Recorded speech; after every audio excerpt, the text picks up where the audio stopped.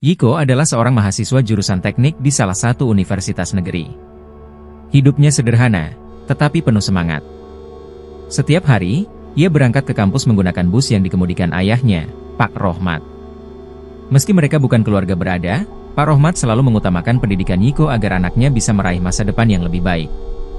Yiko adalah anak yang penuh tanggung jawab dan selalu berusaha membuat ayahnya bangga. Di kampus, Yiko dikenal sebagai mahasiswa yang cerdas dan mudah bergaul. Ia aktif di berbagai kegiatan dan sering membantu teman-temannya dalam belajar. Meskipun hidup pas-pasan, ia tidak pernah merasa malu atau rendah diri. Baginya, kehidupan adalah tentang berjuang untuk mimpi-mimpi yang lebih besar. Teman-temannya sering memuji kerja keras Yiko yang mampu menyeimbangkan antara akademik dan membantu ayahnya di rumah. Pak Rohmat sendiri bekerja keras sebagai sopir bus di terminal kota. Pekerjaan ini bukanlah hal yang mudah. Ia harus menghadapi kemacetan, penumpang yang kadang sulit diatur, hingga preman-preman terminal yang kerap meminta uang keamanan. Meski begitu, Pak Rohmat selalu menjaga sikap ramah dan penuh kesabaran. Baginya, semua usaha ini adalah demi masa depan Yiko. Di sela-sela kesibukannya, Yiko selalu menyempatkan waktu untuk membantu ayahnya. Ia sering menemani Pak Rohmat di terminal, mengamati bagaimana kerasnya dunia luar yang jarang dilihat oleh teman-teman kampusnya. Namun, Yiko tidak pernah menyangka bahwa terminal yang selama ini ia anggap sebagai tempat biasa akan menjadi awal dari serangkaian peristiwa yang mengubah hidupnya selamanya. Pak Rohmat adalah seorang ayah yang penuh dedikasi. Sejak kepergian istrinya 5 tahun lalu, ia menjadi satu-satunya orang yang bertanggung jawab atas kehidupan Yiko. Meski hidup sederhana, Pak Rohmat selalu mengutamakan pendidikan anaknya. Setiap pagi, ia bangun lebih awal untuk menyiapkan bus yang akan ia kemudikan sepanjang hari. Baginya, senyum Yiko adalah penyemangat terbesar dalam hidupnya. Sebagai seorang sopir bus, Pak Rohmat dikenal oleh para penumpang sebagai pribadi yang jujur dan ramah. Ia selalu menjaga profesionalitasnya, bahkan dalam situasi sulit sekalipun. Namun, di balik senyumnya, ada tekanan yang besar dari lingkungan kerjanya. Terminal tempat ia bekerja bukanlah tempat yang ramah. Banyak preman yang berkeliaran, memeras sopir-sopir lain, dan menciptakan suasana tidak aman. Pak Rohmat sering menjadi sasaran karena sikapnya yang tegas dan menolak memberikan uang kepada para preman. Ia percaya bahwa uang yang ia hasilkan adalah haknya dan keluarganya, bukan untuk orang-orang yang mengambilnya dengan cara paksa. Sikap ini membuatnya dihormati oleh beberapa sopir lain, tetapi juga membuatnya menjadi musuh para preman, terutama Yolek, pemimpin kelompok preman yang paling ditakuti di terminal itu. Di rumah, Pak Rohmat berusaha menyembunyikan semua tekanan ini dari Yiko. Ia tidak ingin anaknya khawatir atau merasa terbebani. Namun, di dalam hatinya, ia tahu bahwa bahaya selalu mengintai. Setiap kali ia pulang, ia bersyukur masih bisa bertemu dengan Yiko dan berdoa agar suatu hari nanti hidup mereka bisa berubah menjadi lebih baik. Baginya, siapapun yang menolak tunduk pada kekuasaannya adalah musuh yang harus dihancurkan. Pak Rohmat, dengan sikapnya yang tegas, menjadi target utama Yolek dalam waktu dekat. Namun, Yolek tidak menyadari bahwa tindakannya terhadap Pak Rohmat akan membuka babak baru dalam hidup Yiko. Keberanian dan tekad Yiko untuk melindungi ayahnya akan membawa perlawanan yang tidak pernah ia duga. Terminal, yang selama ini ia anggap sebagai wilayah kekuasaannya, akan menjadi medan pertarungan yang menguji kekuatannya sebagai pemimpin preman. Hari itu adalah hari biasa bagi Pak Rohmat, tetapi segalanya berubah dalam sekejap. Seperti biasa, ia tiba di terminal lebih awal untuk menyiapkan busnya. Namun, tanpa diduga, Yolek dan kelompoknya datang menghampirinya. Mereka menuntut uang keamanan yang lebih besar dari sebelumnya. Pak Rohmat, dengan sikap tenangnya, kembali menolak permintaan tersebut. Penolakan itu membuat Yolek marah besar.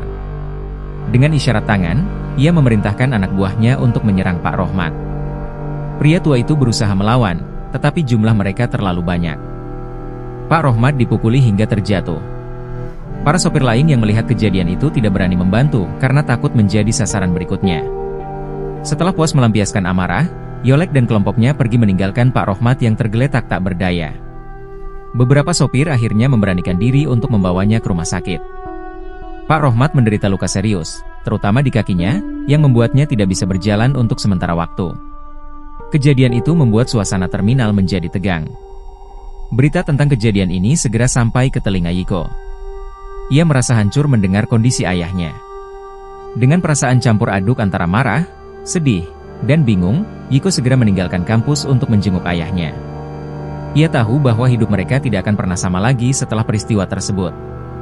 Di rumah sakit, Iko melihat ayahnya terbaring lemah di tempat tidur. Kaki Pak Rohmat diperban, dan wajahnya penuh luka. Hati Iko hancur melihat kondisi ayahnya yang selama ini ia anggap sebagai sosok yang kuat. Dalam keheningan, Iko memegang tangan ayahnya, berjanji untuk tidak membiarkannya menderita lagi. Pak Rohmat, meskipun dalam kondisi lemah, tetap berusaha tersenyum untuk menenangkan Iko. Namun, ia tahu bahwa dirinya tidak lagi mampu bekerja sebagai sopir bus. Hal ini membuatnya merasa bersalah, seolah-olah ia telah mengecewakan Iko. Dalam hati, ia berharap anaknya tidak perlu menanggung beban yang ia pikul selama ini. Setelah berpikir panjang, Iko akhirnya mengambil keputusan besar. Ia memutuskan untuk berhenti kuliah dan menggantikan posisi ayahnya sebagai sopir bus. Keputusan ini bukanlah hal yang mudah baginya, tetapi ia merasa tidak punya pilihan lain. Pendidikan yang selama ini menjadi prioritasnya harus ia korbankan demi ayahnya. Dengan tekad yang bulat, Iko mulai menyiapkan dirinya untuk memasuki dunia terminal yang keras. Ia tahu bahwa langkah ini akan mengubah hidupnya, tetapi ia tidak peduli. Satu hal yang ada di pikirannya adalah melindungi ayahnya dan membalas perbuatan Yolek. Perjalanan Iko sebagai sopir bus sekaligus pejuang keadilan pun dimulai. Hari pertama Iko bekerja sebagai sopir bus terasa sangat menegangkan. Ia mengenakan seragam ayahnya, yang kini terasa seperti beban berat di pundaknya. Saat memasuki terminal, ia merasa menjadi pusat perhatian. Para sopir dan pedagang mengenalnya sebagai anak Pak Rohmat. Beberapa di antaranya memberi dukungan, sementara yang lain hanya memandang dengan ragu apakah ia mampu menghadapi kerasnya dunia ini. Terminal bukan tempat yang bersahabat. Di sana, Iko menyaksikan berbagai hal yang sebelumnya tidak pernah ia bayangkan. Preman yang mondar-mandir, sopir yang stres mengejar setoran, dan penumpang yang kadang sulit diatur menjadi bagian dari rutinitas. Namun, Iko tidak gentar. Ia bertekad untuk menggantikan ayahnya dengan baik dan memastikan mereka tetap bisa bertahan hidup. Di sela-sela pekerjaannya, Iko belajar banyak dari sopir-sopir lain. Beberapa di antaranya memberinya nasihat tentang bagaimana menghadapi preman seperti Yolek. Meski demikian, banyak juga yang menyarankan Iko untuk menyerah dan membayar uang keamanan, tetapi Iko menolak. Ia tidak ingin menyerah pada ketidakadilan yang telah membuat ayahnya terluka. Malam harinya, saat ia pulang ke rumah, Iko merasa lelah, tetapi hatinya tetap teguh. Ia memandang ayahnya yang sedang beristirahat di kursi roda dan merasa semakin yakin dengan keputusannya. Iko tahu bahwa dunia terminal ini adalah dunia baru yang keras, tetapi ia percaya dirinya bisa menghadapi semua tantangan dengan keberanian dan tekad. Beberapa minggu berlalu, dan Iko semakin terbiasa dengan pekerjaannya sebagai sopir bus. Namun, kehadirannya mulai menarik perhatian Yolek. Preman itu tidak menyukai keberadaan Iko yang jelas-jelas menolak membayar uang keamanan, sama seperti ayahnya. Bagi Yolek, Iko adalah ancaman yang harus segera disingkirkan sebelum ia membawa pengaruh buruk bagi sopir lain. Suatu hari, Yolek mendatangi Iko di terminal. Dengan gaya angkuhnya, ia mencoba mengintimidasi Iko. "Anak kecil seperti kamu seharusnya tahu tempatnya," ujar Yolek sambil menepuk bahunya dengan kasar. Namun, Iko tetap tenang dan dengan tegas menjawab bahwa ia tidak akan membayar uang yang tidak seharusnya. Jawaban itu membuat Yolek marah besar, tetapi ia memutuskan untuk tidak langsung bertindak. Iko menyadari bahwa pertemuan ini hanyalah awal dari konflik yang lebih besar. Ia mulai waspada dan mencoba mencari dukungan dari sopir lain yang juga merasa tertindas. Beberapa di antaranya mulai terbuka dan menyatakan keinginan untuk melawan, tetapi mereka masih takut akan kekuatan Yolek dan kelompoknya. Ketegangan antara Iko dan Yolek terus meningkat. Iko tahu bahwa ia tidak bisa menghindari pertarungan ini selamanya. Namun, ia juga tahu bahwa melawan Yolek bukanlah hal yang bisa dilakukan sembarangan. Ia harus mempersiapkan diri dengan baik secara fisik maupun mental, untuk menghadapi ancaman yang terus membayangi. Hari itu, terminal penuh sesak seperti biasa. Iko sedang menunggu giliran untuk berangkat ketika Yolek dan kelompoknya mendekatinya lagi. Kali ini, Yolek tidak hanya mengintimidasi, tetapi juga mencoba merampas uang hasil kerja Iko. "Kamu pikir bisa lolos dari aturan di sini?" seru Yolek sambil mendorong Iko ke dinding bus. Namun, Iko tidak tinggal diam. Dengan suara tegas, ia menjawab, "Ya, aku bekerja keras untuk uang ini, dan aku tidak akan memberikannya kepada orang sepertimu." Jawaban itu memancing kemarahan Yolek, tetapi sebelum sempat terjadi perkelahian, beberapa sopir lain datang untuk melerai. Mereka mencoba menenangkan situasi, meski jelas mereka juga takut pada Yolek. Setelah insiden itu, Yiko merasa semakin yakin bahwa ia harus melakukan sesuatu. Ia tidak bisa membiarkan Yolek terus menguasai terminal dan membuat orang lain hidup dalam ketakutan. Ia mulai mencari cara untuk melawan, meski ia tahu risikonya sangat besar. Di rumah, Yiko menceritakan kejadian itu kepada ayahnya. Pak Rohmat merasa khawatir, tetapi ia juga bangga dengan keberanian anaknya. "Hati-hati, nak," kata Pak Rohmat. "Dunia ini tidak selalu adil, tetapi jangan pernah menyerah pada kebenaran." Kata-kata itu menjadi pegangan bagi Yiko untuk melangkah lebih jauh dalam perjuangannya. Yiko mulai mencari cara untuk melawan dominasi Yolek di terminal. Ia berbicara dengan beberapa sopir yang pernah menjadi korban pemerasan dan mencoba membujuk mereka untuk bersatu. Awalnya, banyak yang ragu karena takut akan balas dendam Yolek, tetapi Yiko tidak menyerah. Ia tahu bahwa kekuatan ada pada jumlah, dan mereka hanya bisa melawan jika bersatu. Salah satu sopir bernama Pak Amin akhirnya setuju untuk membantu Yiko. Pak Amin adalah sopir senior yang sudah lama merasa muak dengan perilaku preman di terminal. Ia mulai menyebarkan semangat perlawanan di antara sopir lain. Perlahan, beberapa sopir mulai menunjukkan dukungan mereka, meski masih dalam diam. Yiko juga mulai berlatih bela diri di waktu luangnya. Ia tahu bahwa pertarungan fisik dengan Yolek dan kelompoknya tidak bisa dihindari. Dengan bantuan seorang teman lama, Yiko belajar teknik-teknik dasar yang bisa membantunya bertahan dalam situasi berbahaya. Latihan itu memberinya kepercayaan diri yang lebih besar. Hari-hari berlalu, dan Yiko merasa semakin siap untuk menghadapi Yolek. Meski begitu, ia tahu bahwa perjuangannya baru saja dimulai.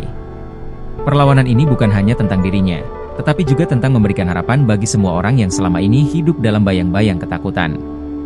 Ketegangan di terminal semakin memuncak. Yiko sadar bahwa pertemuan berikutnya dengan Yolek akan menjadi titik balik. Ia mulai menyusun rencana bersama Pak Amin dan sopir-sopir lain yang mendukungnya. Mereka sepakat untuk tidak lagi membayar uang keamanan dan melindungi satu sama lain jika Yolek mencoba menyerang.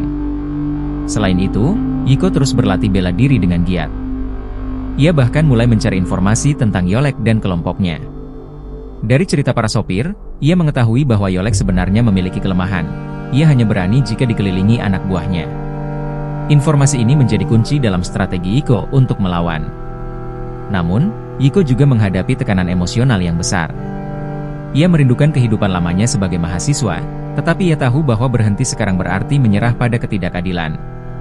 Setiap kali ia merasa ragu, ia mengingat ayahnya yang terluka dan semua pengorbanan yang telah dilakukan untuknya. Hal itu membuatnya terus maju. Pada malam sebelum konfrontasi besar, Yiko duduk sendirian di ruang tamu, merenungi langkah-langkah yang telah ia ambil. Ia tahu bahwa apapun yang terjadi, ia tidak akan mundur.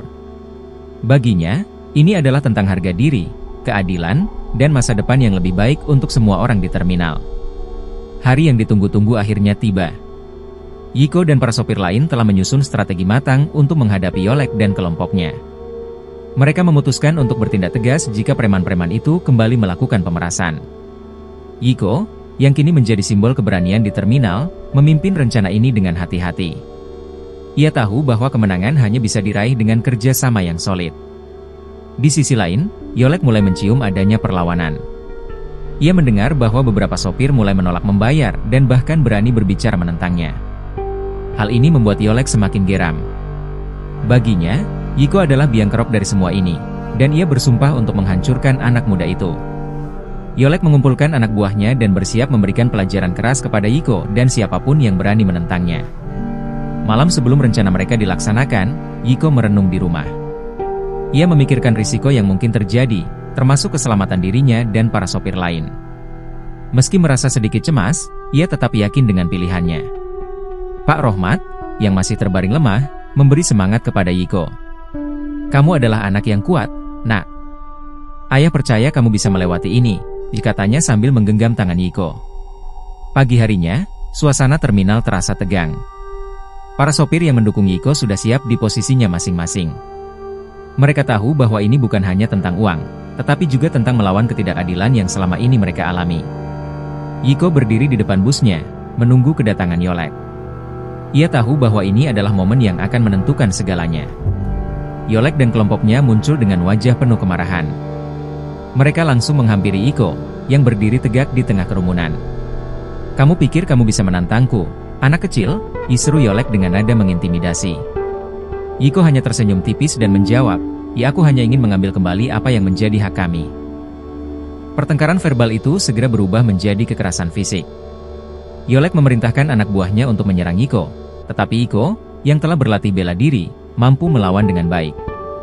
Ia tidak hanya bertahan, tetapi juga memberikan perlawanan yang mengejutkan. Para sopir lain, yang sebelumnya hanya menonton, akhirnya memberanikan diri untuk membantu. Pertarungan itu berlangsung sengit. Yolek mencoba menyerang Yiko secara langsung, tetapi Yiko berhasil menghindari pukulan-pukulannya. Dengan strategi yang sudah direncanakan, para sopir lain bekerja sama untuk melumpuhkan anak buah Yolek.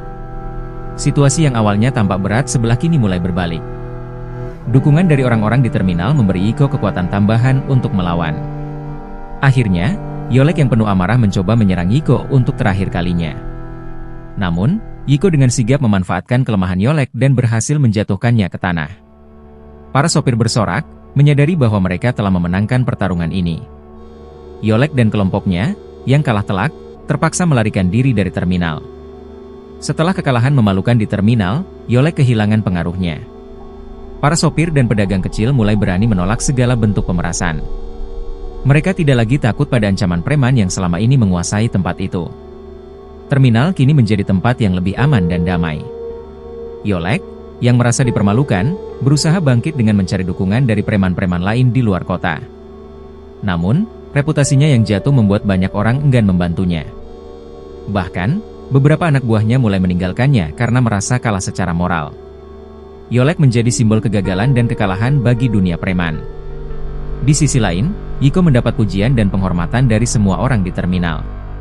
Mereka melihatnya sebagai pahlawan yang telah membawa perubahan besar. Meski begitu, Yiko tetap rendah hati. Ia mengingatkan semua orang bahwa kemenangan ini adalah hasil kerjasama dan keberanian bersama, bukan semata-mata usahanya sendiri. Pak Rohmat, yang mendengar kabar ini, merasa sangat bangga. Ia tahu bahwa anaknya telah membuat perubahan besar yang tidak hanya berdampak pada mereka, tetapi juga pada banyak orang. "Kamu adalah kebanggaan ayah," ujar Pak Rohmat dengan mata berkaca-kaca. Kata-kata itu menjadi penghargaan terbesar bagi Yiko setelah semua yang ia lalui. Dengan kepergian Yolek dan kelompoknya, terminal kembali menjadi tempat yang lebih aman. Para sopir bisa bekerja dengan tenang tanpa rasa takut. Pedagang kecil pun merasa lega karena tidak lagi harus memberikan uang hasil kerja keras mereka kepada para preman. Suasana di terminal berubah drastis, dari tempat yang penuh tekanan menjadi tempat yang lebih damai dan bersahabat. Yiko melanjutkan pekerjaannya sebagai sopir bus. Meski awalnya ia merasa asing, kini ia mulai mencintai pekerjaan itu. Baginya, menjadi sopir bus bukan hanya soal mencari nafkah, tetapi juga tentang menjaga lingkungan terminal tetap aman dan nyaman bagi semua orang. Ia merasa memiliki tanggung jawab moral untuk memastikan bahwa apa yang terjadi dengan ayahnya tidak akan terulang lagi. Di tengah perubahan ini, Yiko terus menjalin hubungan baik dengan para sopir lain. Ia sering berbicara dengan mereka, mendengarkan keluh kesah mereka, dan memberikan dukungan. Hubungan ini membuat terminal menjadi komunitas yang lebih solid. Semua orang saling menjaga dan melindungi, memastikan bahwa tidak ada lagi yang berani menguasai mereka dengan kekerasan.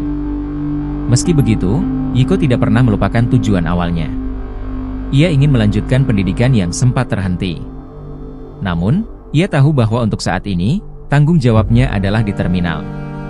Ia percaya bahwa suatu hari nanti, ia akan menemukan cara untuk mewujudkan impian itu tanpa mengabaikan tugasnya sebagai pelindung bagi komunitasnya. Beberapa bulan berlalu, dan situasi di terminal semakin stabil. Yiko merasa bahwa perjuangannya telah membuahkan hasil. Ia mulai berpikir untuk kembali melanjutkan kuliah, sesuatu yang sudah lama ia rindukan. Namun, ia juga merasa berat meninggalkan pekerjaan sebagai sopir bus, terutama setelah semua yang ia lalui bersama para sopir lain.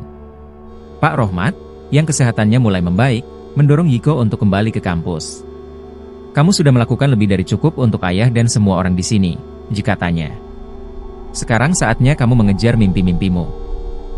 Kata-kata itu membuat Yiko tersadar bahwa ia tidak boleh melupakan tujuan awalnya.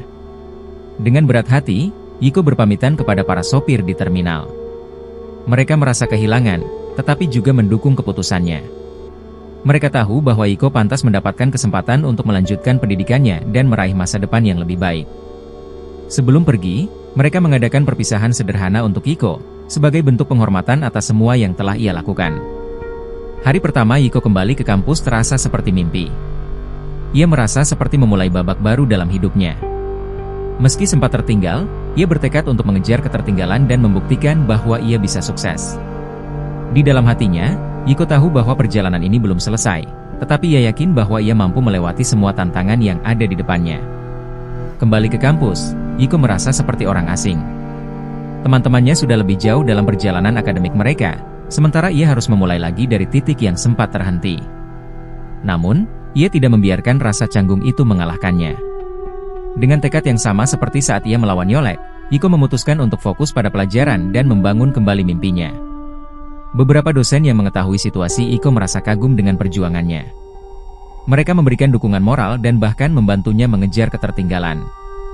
Di sisi lain, Yiko bertemu dengan beberapa teman baru yang membantunya menyesuaikan diri dengan kehidupan kampus. Dukungan dari mereka membuat Yiko merasa lebih percaya diri.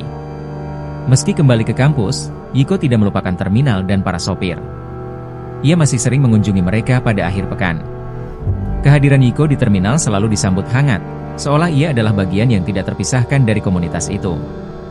Para sopir sering berbagi cerita tentang betapa damainya terminal sejak kepergian Yolek, dan itu memberi Yiko rasa puas yang mendalam. Namun, di tengah langkah baru ini, Yiko juga menghadapi tantangan lain. Ia harus membagi waktu antara kuliah, membantu ayahnya di rumah, dan tetap menjaga hubungan dengan komunitas terminal. Meski berat, Yiko melihat semuanya sebagai bagian dari tanggung jawab yang harus ia pikul. Ia yakin bahwa dengan disiplin dan semangat, ia bisa menjalani semuanya dengan baik. Kehidupan Yiko di kampus berjalan dengan baik, tetapi masa lalu tentang Yolek dan kelompoknya terkadang muncul kembali. Meski Yolek telah pergi, ada desas-desus bahwa ia sedang merencanakan sesuatu untuk kembali menguasai terminal. Kabar ini sampai ke telinga Yiko melalui salah satu sopir yang menghubunginya. Awalnya, Yiko merasa khawatir. Ia tahu bahwa Yolek tidak akan menyerah begitu saja setelah kekalahan memalukan itu. Namun, ia juga percaya bahwa komunitas terminal sekarang jauh lebih kuat dan mampu melindungi diri mereka sendiri. Ia hanya berharap bahwa Yolek tidak akan melakukan tindakan bodoh yang bisa merusak kedamaian yang sudah susah payah mereka bangun. Di kampus, Yiko mulai mencurahkan pikirannya untuk mencari solusi jika Yolek benar-benar kembali. Ia berbicara dengan beberapa temannya, yang ternyata memiliki latar belakang di bidang hukum dan keamanan. Mereka memberikan saran tentang bagaimana melibatkan pihak berwenang untuk memastikan keselamatan di terminal. Yiko merasa bahwa ini bisa menjadi langkah preventif yang baik. Namun, Yiko juga menyadari bahwa ia tidak bisa selalu berada di sana untuk melindungi terminal. Ia harus belajar melepaskan dan memberi kepercayaan kepada komunitas yang telah ia bentuk. Dengan hati yang berat, Yiko memutuskan untuk fokus pada pendidikannya dan hanya bertindak jika situasinya benar-benar mendesak. Pada suatu akhir pekan, Yiko memutuskan untuk mengunjungi terminal lagi. Ketika tiba di sana, ia merasa lega melihat suasana yang tetap damai. Para sopir dan pedagang kecil menyambutnya dengan senyum lebar, seolah-olah ia adalah pahlawan yang kembali ke kampung halaman. Namun, suasana itu berubah ketika seorang sopir memberitahu Yiko bahwa ada beberapa orang asing yang mulai sering berkeliaran di terminal. Mereka mencurigai bahwa orang-orang itu adalah anak buah baru Yolek. Kabar ini membuat Yiko merasa resah. Ia tahu bahwa Yolek tidak akan menyerah dengan mudah, dan ini mungkin awal dari rencana balas dendamnya. Yiko segera mengumpulkan para sopir dan pedagang untuk membahas situasi ini. Mereka sepakat untuk tetap waspada dan melaporkan segala hal mencurigakan kepada pihak berwenang. Meski demikian, beberapa sopir mulai merasa takut lagi, mengingat trauma masa lalu mereka dengan Yolek. Yiko berusaha menenangkan mereka, mengingatkan bahwa mereka kini lebih kuat jika bersatu. Hari itu, Yiko merasa bahwa perjuangannya belum selesai. Meski ia sudah menyerahkan tanggung jawab terminal kepada komunitasnya, ia tahu bahwa keberadaannya masih dibutuhkan. Ia memutuskan untuk sementara waktu lebih sering mengunjungi terminal, memastikan bahwa kedamaian di sana tetap terjaga. Beberapa minggu kemudian, kekhawatiran Yiko menjadi kenyataan. Yolek kembali ke terminal dengan kelompok baru yang lebih besar dan lebih kejam. Kali ini, ia datang dengan niat menghancurkan apapun yang telah dibangun Yiko dan komunitasnya. Ia menganggap kekalahan sebelumnya sebagai penghinaan yang harus dibalas dengan kekerasan. Yiko, yang sedang berada di kampus saat mendengar kabar ini, segera bergegas menuju terminal. Ketika tiba di sana, ia melihat suasana yang mencekam. Yolek dan kelompoknya mencoba menguasai kembali terminal dengan ancaman dan kekerasan. Beberapa sopir yang melawan langsung dihajar tanpa ampun. Namun, Yiko tidak tinggal diam. Ia segera menghubungi pihak berwenang, melaporkan tindakan kriminal yang terjadi di terminal. Kali ini, ia tidak hanya mengandalkan kekuatan fisik. Ia tahu bahwa melibatkan hukum adalah cara terbaik untuk menghadapi Yolek. Sambil menunggu bantuan datang, Yiko berdiri di tengah terminal, menantang Yolek untuk berbicara langsung dengannya. "Kalau kamu punya masalah, selesaikan dengan aku. Jangan libatkan orang lain," seru Yiko dengan suara tegas. Yolek, yang merasa terhina, langsung memerintahkan anak buahnya untuk menangkap Yiko. Pertarungan terakhir antara Yiko dan Yolek pun tak terhindarkan. Kali ini, Yiko tidak sendirian. Para sopir yang dulu takut kini berdiri di sisinya, siap melawan kelompok Yolek. Dukungan moral dari komunitas terminal membuat Yiko merasa lebih kuat dan percaya diri menghadapi musuh lamanya. Sementara itu, pihak berwenang yang telah dihubungi Yiko tiba tepat waktu. Polisi segera menangkap beberapa anak buah Yolek yang mencoba melarikan diri. Yolek, yang tidak mau menyerah, mencoba melawan tetapi akhirnya berhasil dilumpuhkan oleh petugas. Ia ditangkap atas berbagai tuduhan, termasuk pemerasan dan penganiayaan. Keberhasilan Yiko dalam menyelesaikan kuliah dan menjalankan usaha barunya tidak membuatnya berhenti. Ia menghadapi tantangan baru ketika beberapa pesaing bisnis muncul, mencoba mengganggu usahanya. Mereka berusaha membuatnya terpojok dengan cara-cara licik, berusaha menjatuhkan reputasi Yiko di dunia transportasi. Namun, Yiko tidak gentar. Ia memutuskan untuk menghadapi masalah tersebut dengan cara yang lebih profesional. Bersama dengan tim yang telah ia bangun, ia bekerja keras untuk memperbaiki dan meningkatkan layanannya. Ia juga memperkenalkan inovasi baru yang membuat usaha transportasinya lebih efisien dan menguntungkan, meskipun menghadapi persaingan yang semakin ketat. Yiko juga menghadapi masalah baru dalam hal hubungan pribadi. Dalam perjalanan membangun bisnis, ia seringkali harus mengorbankan waktu bersama teman-teman dan keluarga. Terkadang ia merasa kesepian, dan hal ini mulai mempengaruhi kesehatannya. Yiko sadar bahwa meskipun sukses dalam dunia bisnis, keseimbangan hidup tetap penting. Di sisi lain, Yiko mulai membangun hubungan lebih dekat dengan teman-teman sesama sopir yang telah mendukungnya sejak awal. Bersama mereka, Yiko menemukan kembali semangat dan kebersamaan yang ia butuhkan untuk menghadapi segala masalah yang datang. Dukungan mereka membantunya bertahan dan terus berusaha mencapai tujuannya. Seiring dengan pertumbuhannya, Yiko mulai merasa bahwa ia tidak bisa terus bergantung pada jalur yang sama. Ia mulai berpikir tentang masa depannya dan apa yang ingin ia capai dalam jangka panjang. Dengan segala pencapaian yang diraih, Yiko merasa ada kekosongan dalam dirinya yang belum terisi. Suatu hari, saat sedang duduk bersama ayahnya, Pak Rohmat, Yiko menceritakan keraguannya. Ia merasa bahwa meskipun bisnisnya berkembang, ia belum benar-benar merasa puas. Pak Rohmat, yang selalu menjadi sumber kebijaksanaan bagi Yiko, memberikan saran bijak bahwa hidup memang penuh dengan pencarian. Apa yang dicapai hari ini mungkin bukan tujuan akhir, melainkan bagian dari perjalanan panjang. Yiko mulai mengevaluasi prioritas hidupnya. Ia merenung dan menyadari bahwa meskipun ia telah berhasil mengatasi banyak tantangan, ada hal-hal yang lebih penting dari sekadar kesuksesan finansial. Yiko merasa perlu untuk mengejar kebahagiaan yang lebih dalam, bukan hanya berdasarkan materi. Dengan semangat baru, Yiko memutuskan untuk mengambil waktu sejenak untuk melakukan perjalanan spiritual dan mengeksplorasi hal-hal yang lebih dalam. Ia merasa bahwa ini adalah langkah yang perlu untuk menemukan kedamaian batin yang selama ini hilang. Setelah beberapa bulan mencari kedamaian dan pemahaman diri, Yiko memutuskan untuk kembali ke terminal, tempat yang dulu membuatnya terpuruk, tetapi juga tempat yang memberinya kekuatan untuk bangkit. Di sana, ia bertemu dengan banyak orang yang mengalami kesulitan serupa yang dulu ia alami. Melihat mereka, Yiko merasa tergerak untuk memberi lebih banyak kepada mereka. Ia mulai terlibat dalam berbagai kegiatan sosial di terminal, membantu para sopir yang kesulitan, memberikan pelatihan, dan membuka peluang bagi mereka untuk berkembang. Yiko sadar bahwa banyak orang di terminal yang sebenarnya memiliki potensi besar, tetapi terjebak dalam kemiskinan dan ketidakpastian hidup. Dengan pengetahuannya, ia mencoba memberi mereka jalan keluar. Namun, jalan ini tidak mudah. Banyak yang merasa ragu dan takut untuk keluar dari zona nyaman mereka. Yiko berusaha mengajak mereka untuk memperbaiki hidup mereka bersama-sama. Melalui proyek-proyek kecil dan inisiatif berbasis komunitas, Yiko berhasil menunjukkan bahwa ada harapan baru bagi mereka yang mau berusaha lebih keras. Perjuangan Yiko untuk membantu orang lain ini mengingatkannya pada perjuangan yang ia lakukan bersama ayahnya dulu. Ia merasa bahwa pengorbanan dan kerja keras yang dilakukan bukan hanya untuk diri sendiri, tetapi juga untuk orang lain. Dengan semangat ini, Yiko bertekad untuk membawa perubahan positif bagi lebih banyak orang. Setelah bertahun-tahun berjuang, Yiko akhirnya merasakan hasil dari semua usahanya. Usaha sosial yang ia bangun di terminal mulai berkembang pesat. Banyak sopir dan warga terminal yang mulai merasakan dampaknya, hidup mereka menjadi lebih baik.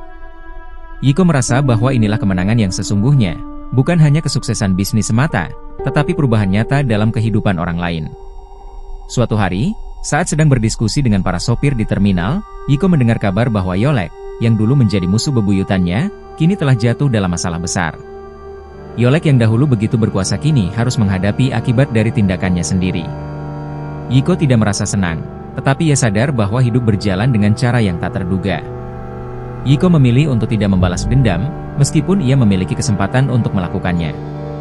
Ia merasa bahwa hidup bukan tentang kemenangan atas orang lain, tetapi tentang memenangkan diri sendiri dan memberikan dampak positif pada sekitar. Yiko memilih untuk terus melangkah dengan hati yang bersih dan pikiran yang jernih. Melihat terminal yang kini lebih aman dan penuh harapan, Yiko merasa bahwa perjuangannya telah berhasil. Ia tidak hanya meraih kesuksesan, tetapi juga memberikan harapan baru bagi mereka yang kurang beruntung. Dalam dirinya, Yiko merasa ada kedamaian yang sebelumnya tidak pernah ia rasakan. Kini, setelah semua perjuangan, Yiko akhirnya meraih impian-impian yang dulu hanya tampak jauh dan sulit dicapai. Ia tidak hanya berhasil menjadi pengusaha yang sukses, tetapi juga seorang pemimpin yang dihormati di terminal. Dengan dukungan ayahnya, teman-temannya, dan semua orang yang telah membantunya, Yiko tahu bahwa ia telah mencapai titik puncak yang tidak hanya ditentukan oleh materi, tetapi oleh pengaruh positif yang ia berikan kepada dunia sekitar. Pak Rohmat, yang kini sudah tidak mengemudi lagi, merasa sangat bangga dengan perjalanan hidup anaknya. Yiko telah membuktikan bahwa meskipun hidup penuh rintangan, dengan kerja keras dan ketulusan, seseorang bisa meraih hal-hal yang luar biasa. Pak Rohmat merasa lega karena tahu bahwa masa depan mereka kini lebih cerah. Di akhir cerita, Yiko berdiri di terminal, tempat yang dulu penuh dengan kenangan pahit dan kerasnya hidup, namun kini berubah menjadi tempat yang penuh harapan. Ia merasa bahwa ini adalah awal dari babak baru dalam hidupnya. Dengan penuh rasa syukur, ia melangkah maju, siap menghadapi tantangan baru dengan kepala tegak. Yiko tahu bahwa hidupnya masih panjang, dan banyak hal yang harus ia pelajari dan capai. Namun, kini ia memiliki kedamaian dalam hati, dan itulah kemenangan sejati. Mimpi-mimpinya telah terwujud, dan ia siap untuk meraih lebih banyak lagi.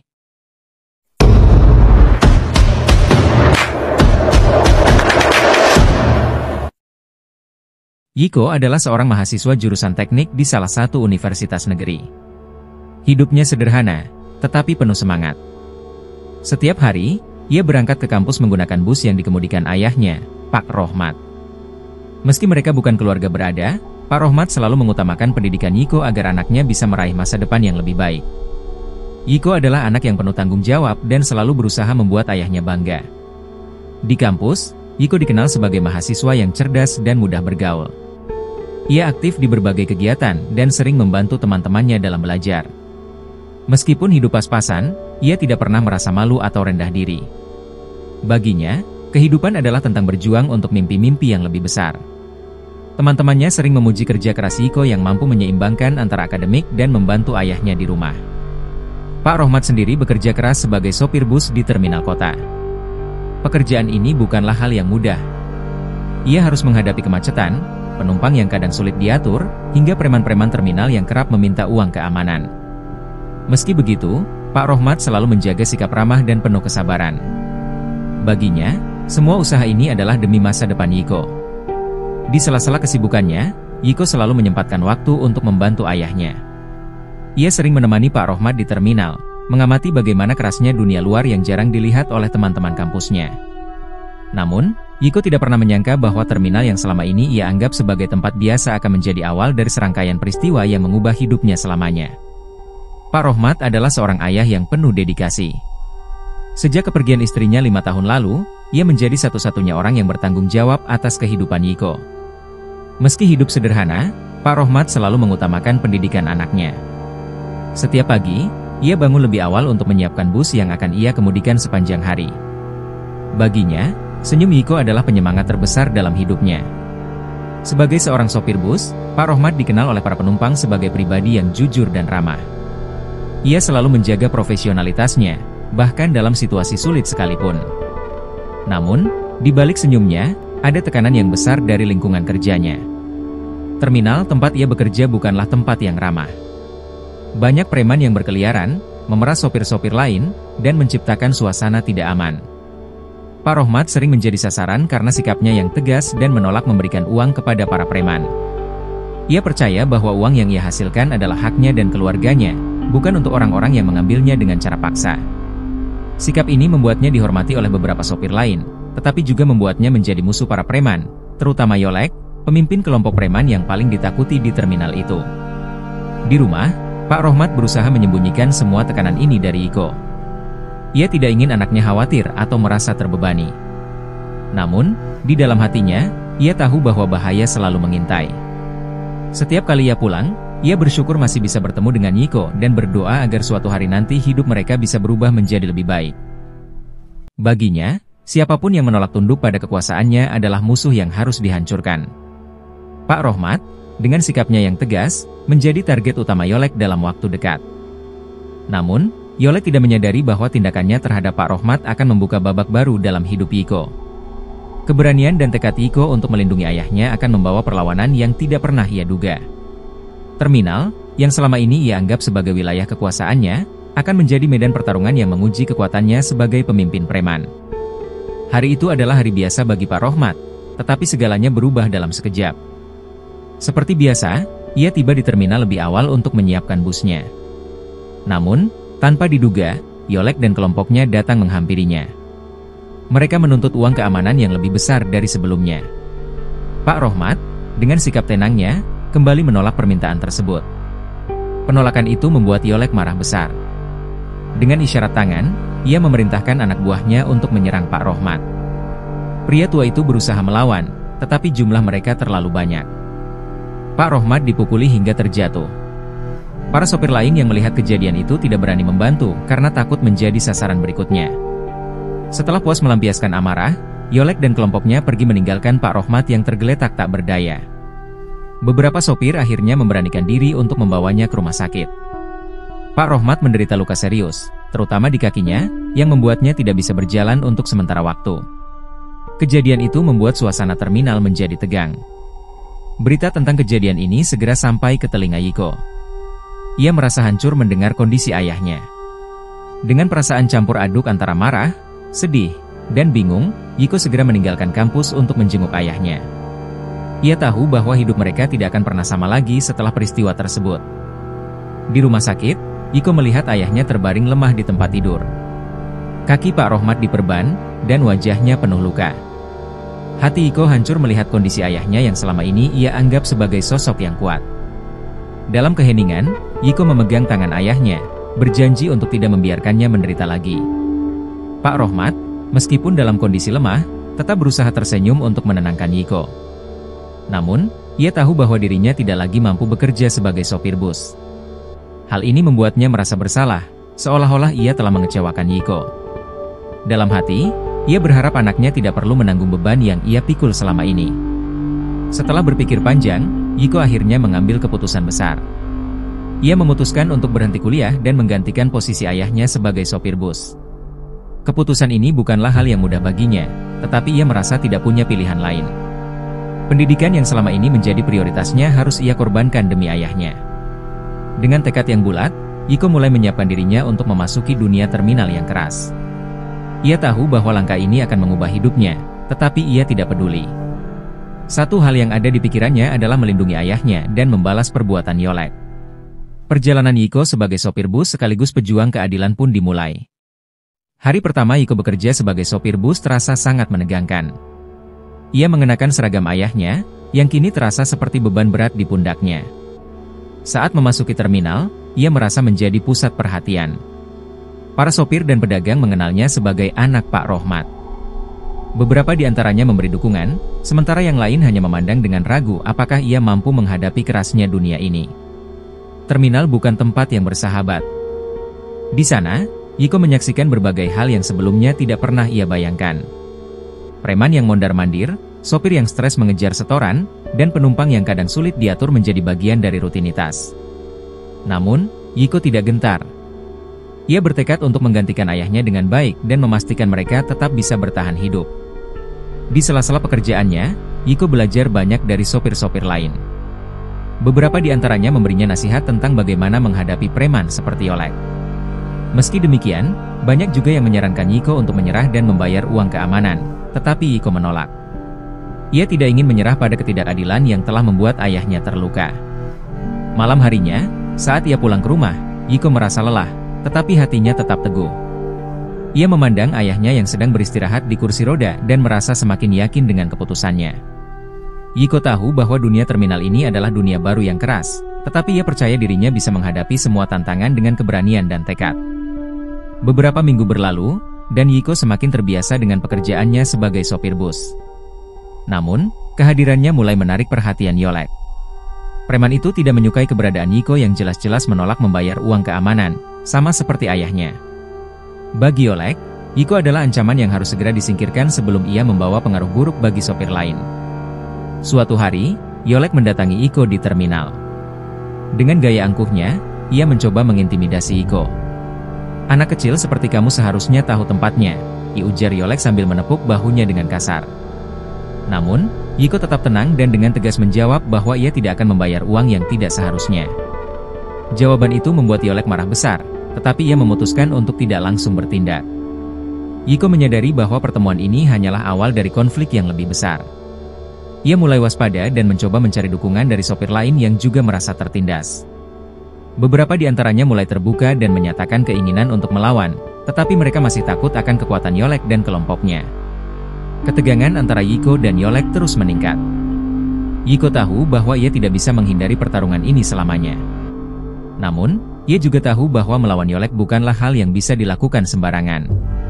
Ia harus mempersiapkan diri dengan baik secara fisik maupun mental, untuk menghadapi ancaman yang terus membayangi.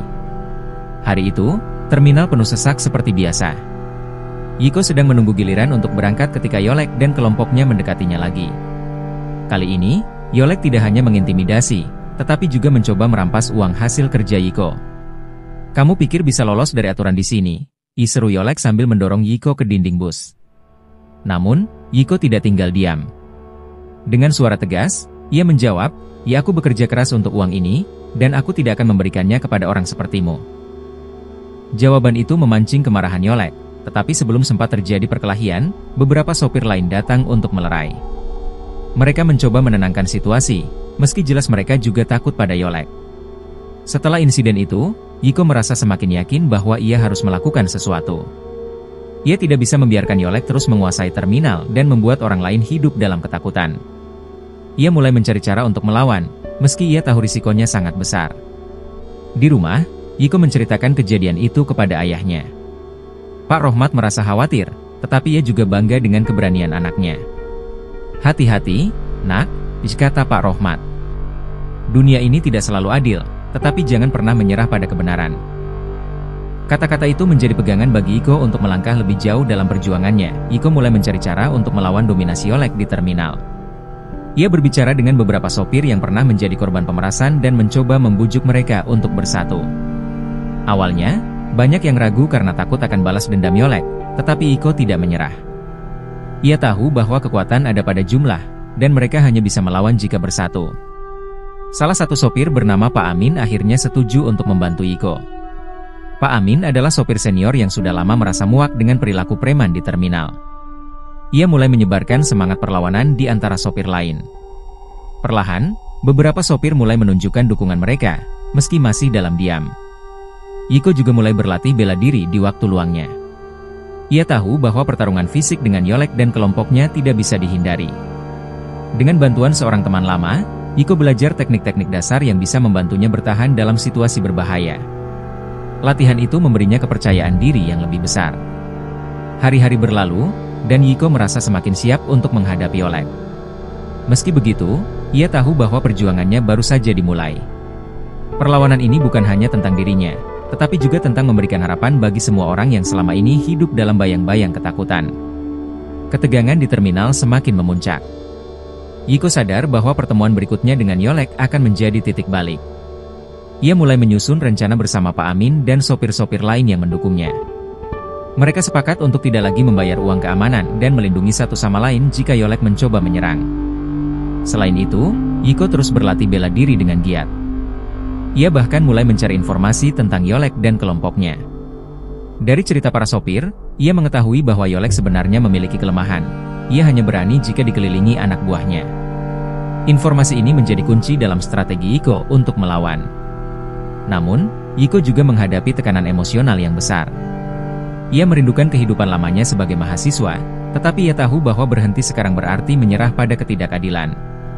Setiap kali ia merasa ragu, ia mengingat ayahnya yang terluka dan semua pengorbanan yang telah dilakukan untuknya.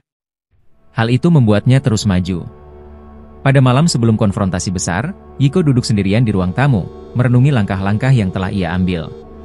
Ia tahu bahwa apapun yang terjadi, ia tidak akan mundur. Baginya, ini adalah tentang harga diri, keadilan, dan masa depan yang lebih baik untuk semua orang di terminal. Hari yang ditunggu-tunggu akhirnya tiba. Iko dan para sopir lain telah menyusun strategi matang untuk menghadapi Yolek dan kelompoknya. Mereka memutuskan untuk bertindak tegas jika preman-preman itu kembali melakukan pemerasan. Iko, yang kini menjadi simbol keberanian di terminal, memimpin rencana ini dengan hati-hati. Ia tahu bahwa kemenangan hanya bisa diraih dengan kerja sama yang solid. Di sisi lain, Yolek mulai mencium adanya perlawanan. Ia mendengar bahwa beberapa sopir mulai menolak membayar dan bahkan berani berbicara menentangnya. Hal ini membuat Yolek semakin geram. Baginya, Iko adalah biang kerok dari semua ini, dan ia bersumpah untuk menghancurkan anak muda itu. Yolek mengumpulkan anak buahnya dan bersiap memberikan pelajaran keras kepada Iko dan siapapun yang berani menentangnya. Malam sebelum rencana mereka dilaksanakan, Iko merenung di rumah. Ia memikirkan risiko yang mungkin terjadi, termasuk keselamatan dirinya dan para sopir lain. Meski merasa sedikit cemas, ia tetap yakin dengan pilihannya. Pak Rohmat, yang masih terbaring lemah, memberi semangat kepada Iko. "Kamu adalah anak yang kuat, Nak. Ayah percaya kamu bisa melewati ini," katanya sambil menggenggam tangan Iko. Pagi harinya, suasana terminal terasa tegang. Para sopir yang mendukung Iko sudah siap di posisinya masing-masing. Mereka tahu bahwa ini bukan hanya tentang uang, tetapi juga tentang melawan ketidakadilan yang selama ini mereka alami. Iko berdiri di depan busnya, menunggu kedatangan Yolek. Ia tahu bahwa ini adalah momen yang akan menentukan segalanya.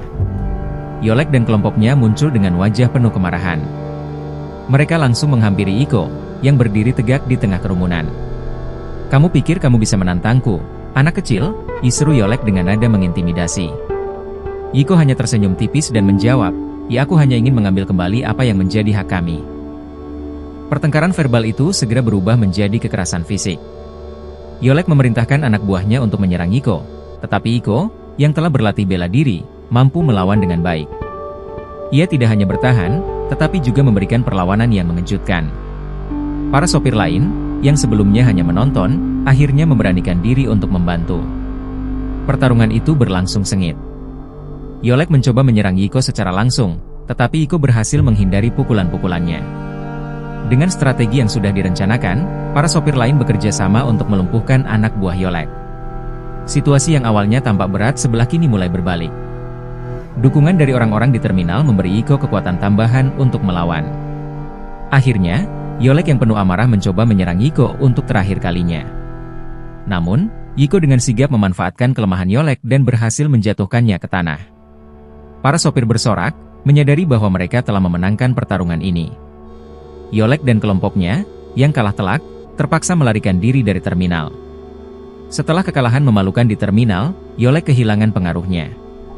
Para sopir dan pedagang kecil mulai berani menolak segala bentuk pemerasan. Mereka tidak lagi takut pada ancaman preman yang selama ini menguasai tempat itu. Terminal kini menjadi tempat yang lebih aman dan damai. Yolek, yang merasa dipermalukan, berusaha bangkit dengan mencari dukungan dari preman-preman lain di luar kota. Namun, reputasinya yang jatuh membuat banyak orang enggan membantunya. Bahkan, beberapa anak buahnya mulai meninggalkannya karena merasa kalah secara moral. Yolek menjadi simbol kegagalan dan kekalahan bagi dunia preman. Di sisi lain, Iko mendapat pujian dan penghormatan dari semua orang di terminal. Mereka melihatnya sebagai pahlawan yang telah membawa perubahan besar. Meski begitu, Iko tetap rendah hati. Ia mengingatkan semua orang bahwa kemenangan ini adalah hasil kerjasama dan keberanian bersama, bukan semata-mata usahanya sendiri. Pak Rohmat, yang mendengar kabar ini, merasa sangat bangga. Ia tahu bahwa anaknya telah membuat perubahan besar yang tidak hanya berdampak pada mereka, tetapi juga pada banyak orang. Kamu adalah kebanggaan ayah, ujar Pak Rohmat dengan mata berkaca-kaca. Kata-kata itu menjadi penghargaan terbesar bagi Iko setelah semua yang ia lalui. Dengan kepergian Yolek dan kelompoknya, terminal kembali menjadi tempat yang lebih aman. Para sopir bisa bekerja dengan tenang tanpa rasa takut. Pedagang kecil pun merasa lega karena tidak lagi harus memberikan uang hasil kerja keras mereka kepada para preman. Suasana di terminal berubah drastis, dari tempat yang penuh tekanan menjadi tempat yang lebih damai dan bersahabat. Yiko melanjutkan pekerjaannya sebagai sopir bus. Meski awalnya ia merasa asing, kini ia mulai mencintai pekerjaan itu. Baginya, menjadi sopir bus bukan hanya soal mencari nafkah, tetapi juga tentang menjaga lingkungan terminal tetap aman dan nyaman bagi semua orang. Ia merasa memiliki tanggung jawab moral untuk memastikan bahwa apa yang terjadi dengan ayahnya tidak akan terulang lagi. Di tengah perubahan ini, Yiko terus menjalin hubungan baik dengan para sopir lain. Ia sering berbicara dengan mereka, mendengarkan keluh kesah mereka, dan memberikan dukungan. Hubungan ini membuat terminal menjadi komunitas yang lebih solid. Semua orang saling menjaga dan melindungi, memastikan bahwa tidak ada lagi yang berani menguasai mereka dengan kekerasan. Meski begitu, Yiko tidak pernah melupakan tujuan awalnya. Ia ingin melanjutkan pendidikan yang sempat terhenti. Namun, ia tahu bahwa untuk saat ini, tanggung jawabnya adalah di terminal. Ia percaya bahwa suatu hari nanti, ia akan menemukan cara untuk mewujudkan impian itu tanpa mengabaikan tugasnya sebagai pelindung bagi komunitasnya. Beberapa bulan berlalu, dan situasi di terminal semakin stabil. Yiko merasa bahwa perjuangannya telah membuahkan hasil. Ia mulai berpikir untuk kembali melanjutkan kuliah, sesuatu yang sudah lama ia rindukan. Namun, ia juga merasa berat meninggalkan pekerjaan sebagai sopir bus, terutama setelah semua yang ia lalui bersama para sopir lain. Pak Rohmat, yang kesehatannya mulai membaik, mendorong Yiko untuk kembali ke kampus. Kamu sudah melakukan lebih dari cukup untuk ayah dan semua orang di sini, jika tanya. Sekarang saatnya kamu mengejar mimpi-mimpimu. Kata-kata itu membuat Yiko tersadar bahwa ia tidak boleh melupakan tujuan awalnya. Dengan berat hati, Yiko berpamitan kepada para sopir di terminal. Mereka merasa kehilangan, tetapi juga mendukung keputusannya. Mereka tahu bahwa Yiko pantas mendapatkan kesempatan untuk melanjutkan pendidikannya dan meraih masa depan yang lebih baik. Sebelum pergi, mereka mengadakan perpisahan sederhana untuk Yiko, sebagai bentuk penghormatan atas semua yang telah ia lakukan. Hari pertama Yiko kembali ke kampus terasa seperti mimpi. Ia merasa seperti memulai babak baru dalam hidupnya. Meski sempat tertinggal, ia bertekad untuk mengejar ketertinggalan dan membuktikan bahwa ia bisa sukses. Di dalam hatinya, Yiko tahu bahwa perjalanan ini belum selesai, tetapi ia yakin bahwa ia mampu melewati semua tantangan yang ada di depannya. Kembali ke kampus, Yiko merasa seperti orang asing. Teman-temannya sudah lebih jauh dalam perjalanan akademik mereka, sementara ia harus memulai lagi dari titik yang sempat terhenti. Namun, ia tidak membiarkan rasa canggung itu mengalahkannya. Dengan tekad yang sama seperti saat ia melawan Yolek, Yiko memutuskan untuk fokus pada pelajaran dan membangun kembali mimpinya. Beberapa dosen yang mengetahui situasi Yiko merasa kagum dengan perjuangannya. Mereka memberikan dukungan moral dan bahkan membantunya mengejar ketertinggalan. Di sisi lain, Yiko bertemu dengan beberapa teman baru yang membantunya menyesuaikan diri dengan kehidupan kampus. Dukungan dari mereka membuat Yiko merasa lebih percaya diri. Meski kembali ke kampus, Yiko tidak melupakan terminal dan para sopir. Ia masih sering mengunjungi mereka pada akhir pekan. Kehadiran Yiko di terminal selalu disambut hangat, seolah ia adalah bagian yang tidak terpisahkan dari komunitas itu. Para sopir sering berbagi cerita tentang betapa damainya terminal sejak kepergian Yolek, dan itu memberi Yiko rasa puas yang mendalam. Namun, di tengah langkah baru ini, Yiko juga menghadapi tantangan lain. Ia harus membagi waktu antara kuliah, membantu ayahnya di rumah, dan tetap menjaga hubungan dengan komunitas terminal. Meski berat, Yiko melihat semuanya sebagai bagian dari tanggung jawab yang harus ia pikul. Ia yakin bahwa dengan disiplin dan semangat, ia bisa menjalani semuanya dengan baik. Kehidupan Yiko di kampus berjalan dengan baik, tetapi masa lalu tentang Yolek dan kelompoknya terkadang muncul kembali. Meski Yolek telah pergi, ada desas-desus bahwa ia sedang merencanakan sesuatu untuk kembali menguasai terminal. Kabar ini sampai ke telinga Yiko melalui salah satu sopir yang menghubunginya. Awalnya, Yiko merasa khawatir. Ia tahu bahwa Yolek tidak akan menyerah begitu saja setelah kekalahan memalukan itu. Namun, ia juga percaya bahwa komunitas terminal sekarang jauh lebih kuat dan mampu melindungi diri mereka sendiri. Ia hanya berharap bahwa Yolek tidak akan melakukan tindakan bodoh yang bisa merusak kedamaian yang sudah susah payah mereka bangun. Di kampus, Yiko mulai mencurahkan pikirannya untuk mencari solusi jika Yolek benar-benar kembali. Ia berbicara dengan beberapa temannya, yang ternyata memiliki latar belakang di bidang hukum dan keamanan. Mereka memberikan saran tentang bagaimana melibatkan pihak berwenang untuk memastikan keselamatan di terminal. Yiko merasa bahwa ini bisa menjadi langkah preventif yang baik. Namun, Yiko juga menyadari bahwa ia tidak bisa selalu berada di sana untuk melindungi terminal. Ia harus belajar melepaskan dan memberi kepercayaan kepada komunitas yang telah ia bentuk. Dengan hati yang berat, Yiko memutuskan untuk fokus pada pendidikannya dan hanya bertindak jika situasinya benar-benar mendesak. Pada suatu akhir pekan, Yiko memutuskan untuk mengunjungi terminal lagi. Ketika tiba di sana, ia merasa lega melihat suasana yang tetap damai. Para sopir dan pedagang kecil menyambutnya dengan senyum lebar, seolah-olah ia adalah pahlawan yang kembali ke kampung halaman. Namun, suasana itu berubah ketika seorang sopir memberitahu Yiko bahwa ada beberapa orang asing yang mulai sering berkeliaran di terminal. Mereka mencurigai bahwa orang-orang itu adalah anak buah baru Yolek. Kabar ini membuat Yiko merasa resah. Ia tahu bahwa Yolek tidak akan menyerah dengan mudah, dan ini mungkin awal dari rencana balas dendamnya. Yiko segera mengumpulkan para sopir dan pedagang untuk membahas situasi ini. Mereka sepakat untuk tetap waspada dan melaporkan segala hal mencurigakan kepada pihak berwenang. Meski demikian, beberapa sopir mulai merasa takut lagi, mengingat trauma masa lalu mereka dengan Yolek.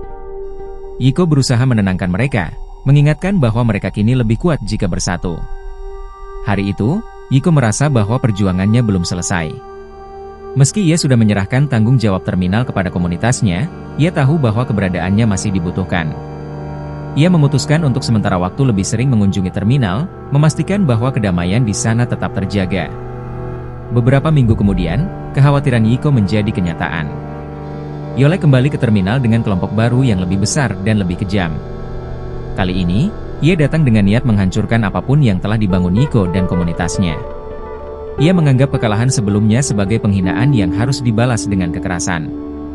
Yiko, yang sedang berada di kampus saat mendengar kabar ini, segera bergegas menuju terminal.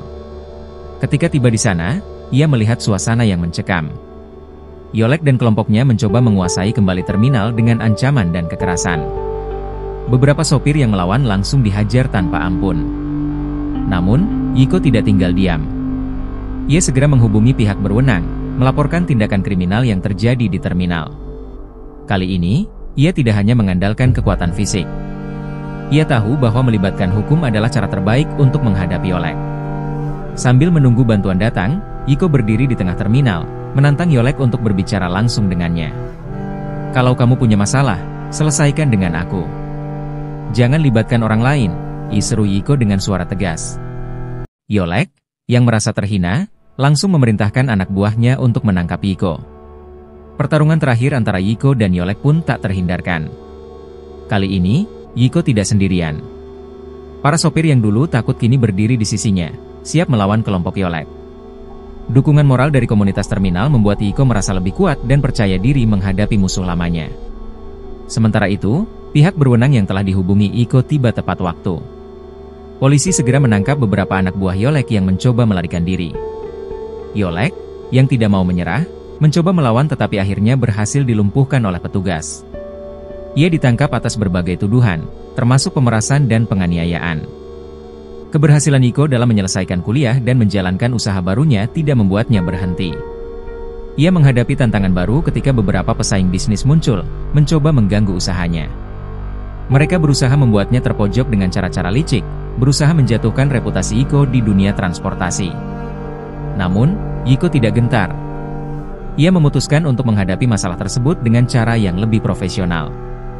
Bersama dengan tim yang telah ia bangun, ia bekerja keras untuk memperbaiki dan meningkatkan layanannya. Ia juga memperkenalkan inovasi baru yang membuat usaha transportasinya lebih efisien dan menguntungkan, meskipun menghadapi persaingan yang semakin ketat. Yiko juga menghadapi masalah baru dalam hal hubungan pribadi. Dalam perjalanan membangun bisnis, ia seringkali harus mengorbankan waktu bersama teman-teman dan keluarga. Terkadang ia merasa kesepian, dan hal ini mulai mempengaruhi kesehatannya. Yiko sadar bahwa meskipun sukses dalam dunia bisnis, keseimbangan hidup tetap penting. Di sisi lain, Yiko mulai membangun hubungan lebih dekat dengan teman-teman sesama sopir yang telah mendukungnya sejak awal. Bersama mereka, Yiko menemukan kembali semangat dan kebersamaan yang ia butuhkan untuk menghadapi segala masalah yang datang. Dukungan mereka membantunya bertahan dan terus berusaha mencapai tujuannya. Seiring dengan pertumbuhannya, Yiko mulai merasa bahwa ia tidak bisa terus bergantung pada jalur yang sama. Ia mulai berpikir tentang masa depannya dan apa yang ingin ia capai dalam jangka panjang. Dengan segala pencapaian yang diraih, Yiko merasa ada kekosongan dalam dirinya yang belum terisi. Suatu hari, saat sedang duduk bersama ayahnya, Pak Rohmat, Yiko menceritakan keraguannya. Ia merasa bahwa meskipun bisnisnya berkembang, ia belum benar-benar merasa puas. Pak Rohmat, yang selalu menjadi sumber kebijaksanaan bagi Yiko, memberikan saran bijak bahwa hidup memang penuh dengan pencarian. Apa yang dicapai hari ini mungkin bukan tujuan akhir, melainkan bagian dari perjalanan panjang. Yiko mulai mengevaluasi prioritas hidupnya. Ia merenung dan menyadari bahwa meskipun ia telah berhasil mengatasi banyak tantangan, ada hal-hal yang lebih penting dari sekadar kesuksesan finansial. Yiko merasa perlu untuk mengejar kebahagiaan yang lebih dalam, bukan hanya berdasarkan materi. Dengan semangat baru, Yiko memutuskan untuk mengambil waktu sejenak untuk melakukan perjalanan spiritual dan mengeksplorasi hal-hal yang lebih dalam. Ia merasa bahwa ini adalah langkah yang perlu untuk menemukan kedamaian batin yang selama ini hilang. Setelah beberapa bulan mencari kedamaian dan pemahaman diri, Yiko memutuskan untuk kembali ke terminal, tempat yang dulu membuatnya terpuruk, tetapi juga tempat yang memberinya kekuatan untuk bangkit. Di sana, ia bertemu dengan banyak orang yang mengalami kesulitan serupa yang dulu ia alami. Melihat mereka, Yiko merasa tergerak untuk memberi lebih banyak kepada mereka. Ia mulai terlibat dalam berbagai kegiatan sosial di terminal, membantu para sopir yang kesulitan, memberikan pelatihan, dan membuka peluang bagi mereka untuk berkembang. Yiko sadar bahwa banyak orang di terminal yang sebenarnya memiliki potensi besar, tetapi terjebak dalam kemiskinan dan ketidakpastian hidup. Dengan pengetahuannya, ia mencoba memberi mereka jalan keluar. Namun, jalan ini tidak mudah. Banyak yang merasa ragu dan takut untuk keluar dari zona nyaman mereka. Yiko berusaha mengajak mereka untuk memperbaiki hidup mereka bersama-sama. Melalui proyek-proyek kecil dan inisiatif berbasis komunitas, Yiko berhasil menunjukkan bahwa ada harapan baru bagi mereka yang mau berusaha lebih keras.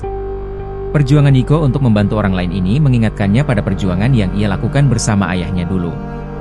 Ia merasa bahwa pengorbanan dan kerja keras yang dilakukan bukan hanya untuk diri sendiri, tetapi juga untuk orang lain. Dengan semangat ini, Yiko bertekad untuk membawa perubahan positif bagi lebih banyak orang. Setelah bertahun-tahun berjuang, Yiko akhirnya merasakan hasil dari semua usahanya. Usaha sosial yang ia bangun di terminal mulai berkembang pesat. Banyak sopir dan warga terminal yang mulai merasakan dampaknya, hidup mereka menjadi lebih baik. Yiko merasa bahwa inilah kemenangan yang sesungguhnya, bukan hanya kesuksesan bisnis semata, tetapi perubahan nyata dalam kehidupan orang lain. Suatu hari, saat sedang berdiskusi dengan para sopir di terminal, Yiko mendengar kabar bahwa Yolek, yang dulu menjadi musuh bebuyutannya, kini telah jatuh dalam masalah besar. Yolek yang dahulu begitu berkuasa kini harus menghadapi akibat dari tindakannya sendiri. Yiko tidak merasa senang, tetapi ia sadar bahwa hidup berjalan dengan cara yang tak terduga. Yiko memilih untuk tidak membalas dendam, meskipun ia memiliki kesempatan untuk melakukannya. Ia merasa bahwa hidup bukan tentang kemenangan atas orang lain, tetapi tentang memenangkan diri sendiri dan memberikan dampak positif pada sekitar. Yiko memilih untuk terus melangkah dengan hati yang bersih dan pikiran yang jernih. Melihat terminal yang kini lebih aman dan penuh harapan, Yiko merasa bahwa perjuangannya telah berhasil. Ia tidak hanya meraih kesuksesan, tetapi juga memberikan harapan baru bagi mereka yang kurang beruntung. Dalam dirinya, Yiko merasa ada kedamaian yang sebelumnya tidak pernah ia rasakan. Kini, setelah semua perjuangan, Yiko akhirnya meraih impian-impian yang dulu hanya tampak jauh dan sulit dicapai. Ia tidak hanya berhasil menjadi pengusaha yang sukses, tetapi juga seorang pemimpin yang dihormati di terminal. Dengan dukungan ayahnya, teman-temannya, dan semua orang yang telah membantunya, Yiko tahu bahwa ia telah mencapai titik puncak yang tidak hanya ditentukan oleh materi, tetapi oleh pengaruh positif yang ia berikan kepada dunia sekitar. Pak Rohmat, yang kini sudah tidak mengemudi lagi, merasa sangat bangga dengan perjalanan hidup anaknya. Yiko telah membuktikan bahwa meskipun hidup penuh rintangan, dengan kerja keras dan ketulusan, seseorang bisa meraih hal-hal yang luar biasa. Pak Rohmat merasa lega karena tahu bahwa masa depan mereka kini lebih cerah.